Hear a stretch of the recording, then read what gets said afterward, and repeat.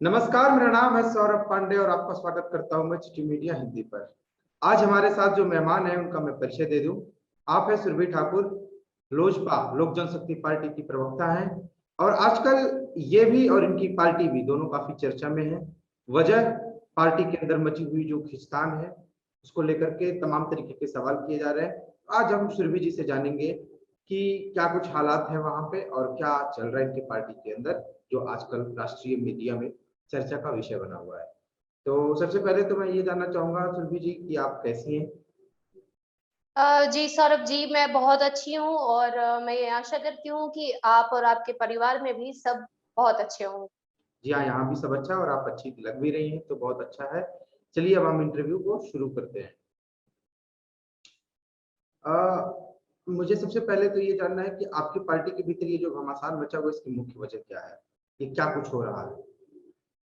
देखिए, इसकी मुख्य वजह तो सीधा-सीधा विश्वासघात ही है, क्योंकि जिस तरह की परिस्थिति से चिराग पासवान जी जब से बिहार विधानसभा चुनाव का आगाज हुआ था, तब से ही जिस दौर से वो गुजर रहे थे, तब से लेकर अब तक उनके पिताजी के देहांत की बात हो या फिर पार्टी को लेकर चुनाव में अकेले उतरने की बात हो या फिर उसके बाद उनकी खुद की सेहत को लेकर जिस तरह से वो जूझ रहे थे, इन तमाम परिस्थितियों का गलत फायदा उठाकर अपने ही लोगों ने उनके पीठ में खंजर घोंपने का काम किया है।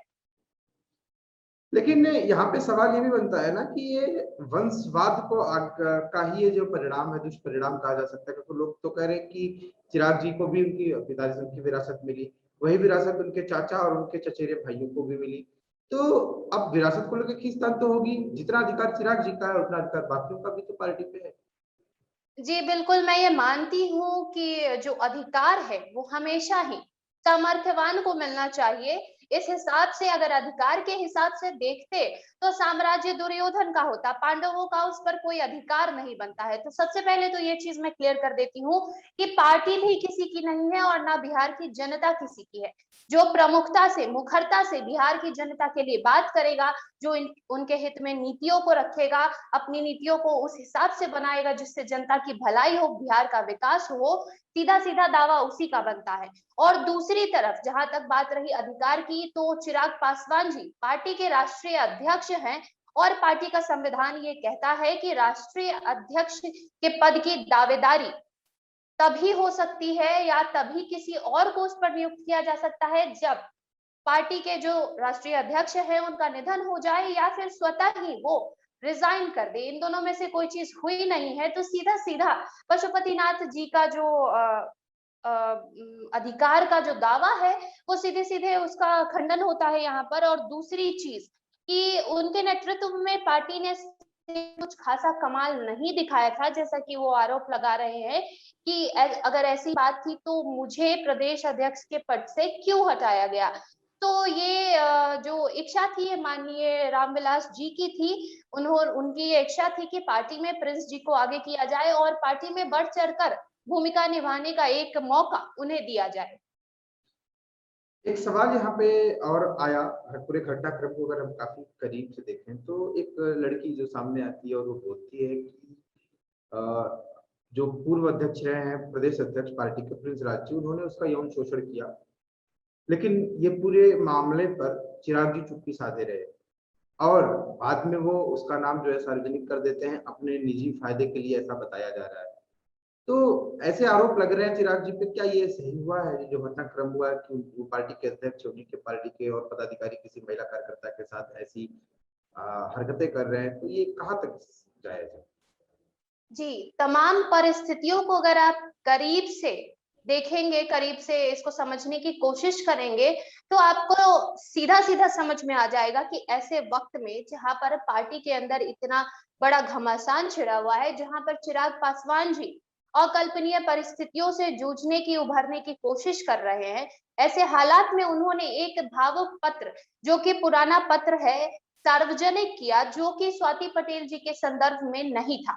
लेकिन बावजूद उसके उन्होंने ये रियलाइज किया कि शायद ये नाम यहाँ पर नहीं होना चाहिए। इसको लेकर उनके नाम को बाद में अनमार्क भी किया गया।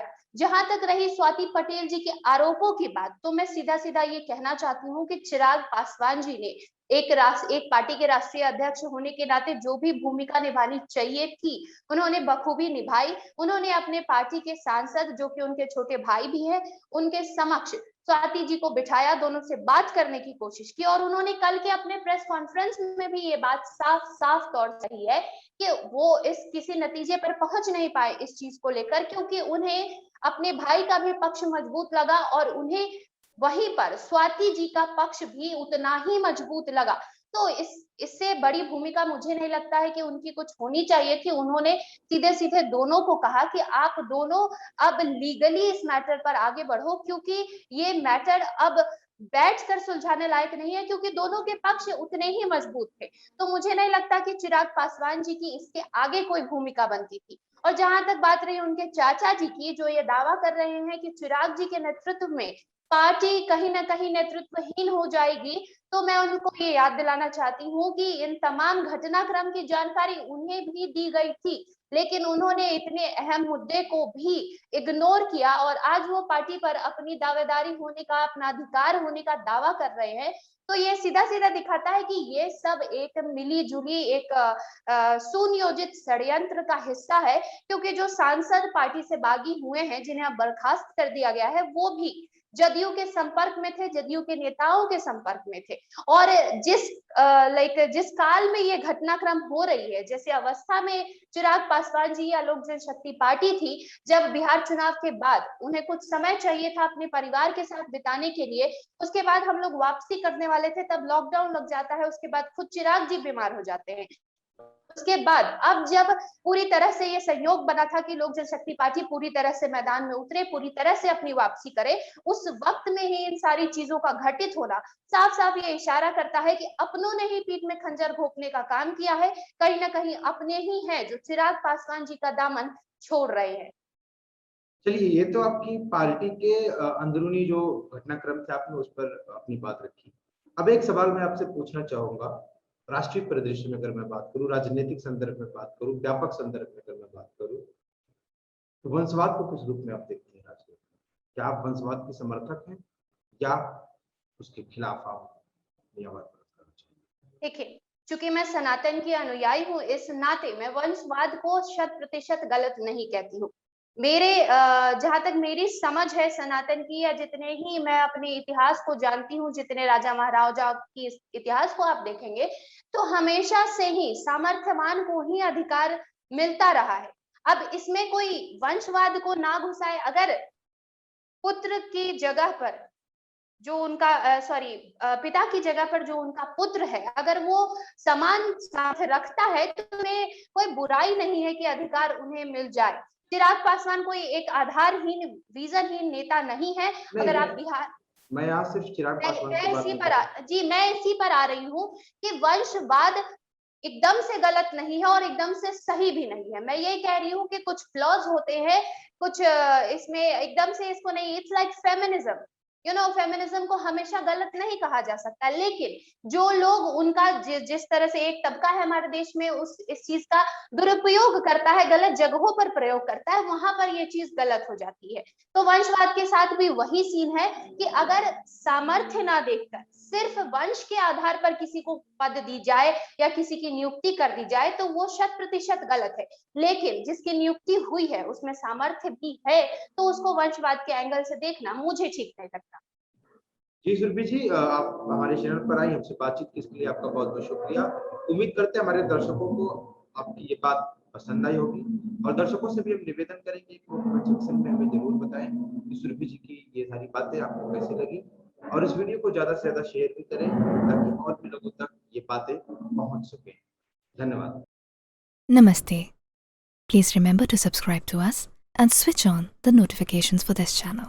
For our other social media links, more content, and to support our work, please visit citti.net. Dhanyavad. Namaskar.